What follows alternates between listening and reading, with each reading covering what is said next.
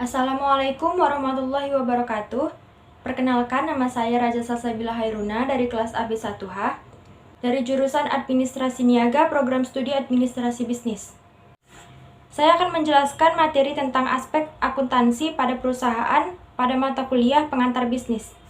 Materi yang akan dibahas yaitu hubungan antara laporan laba rugi, neraca, dan perubahan modal. Laporan keuangan. Laporan keuangan merupakan hasil dari proses akuntansi sebagai alat komunikasi antara data keuangan suatu perusahaan dengan pihak yang berkepentingan. Perbedaan antara laporan laba rugi, neraca, dan laporan perubahan modal.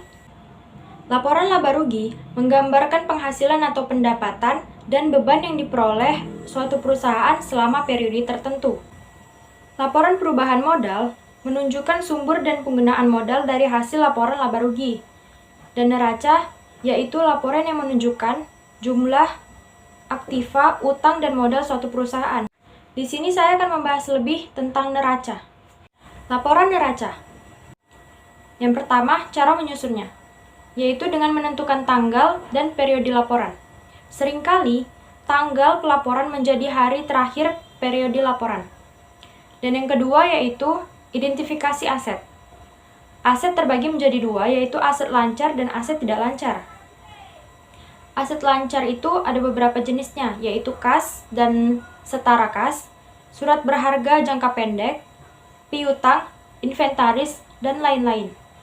Aset tidak lancar terbagi menjadi surat berharga jangka panjang, properti, goodwill, aset tidak berwujud, dan lain-lain. Materi yang ketiga yaitu identifikasi kewajiban. Kewajiban terbagi menjadi dua, yaitu kewajiban lancar dan kewajiban tidak lancar.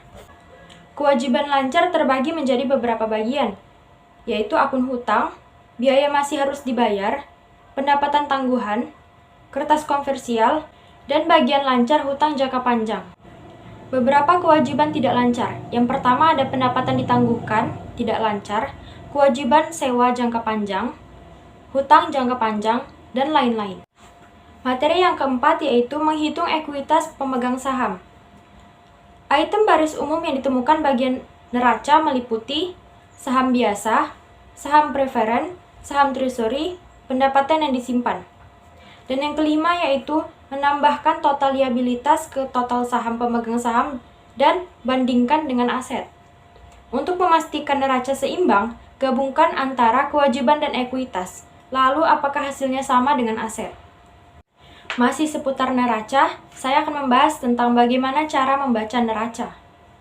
Hal pertama yang dilakukan adalah melihat bagaimana bentuk neracanya dulu.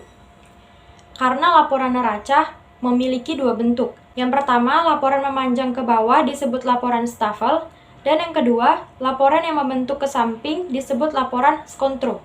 Untuk format neraca sendiri harus dibuat dengan benar, sehingga membacanya jauh lebih mudah.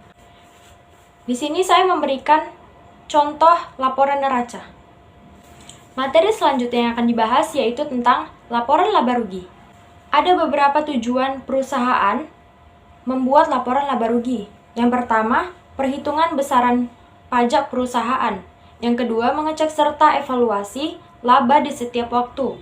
Dan yang ketiga, menilai efisiensi perusahaan berdasarkan nilai usaha. Beberapa unsur-unsur yang terdapat di dalam laporan laba rugi. Yang pertama yaitu pendapatan atau revenue, beban atau expenses, keuntungan atau profit, dan kerugian atau loss.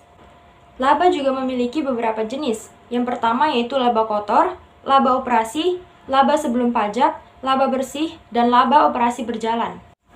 Laba kotor, ukuran pendapatan langsung dari penjualan perusahaan dalam suatu periode akuntansi.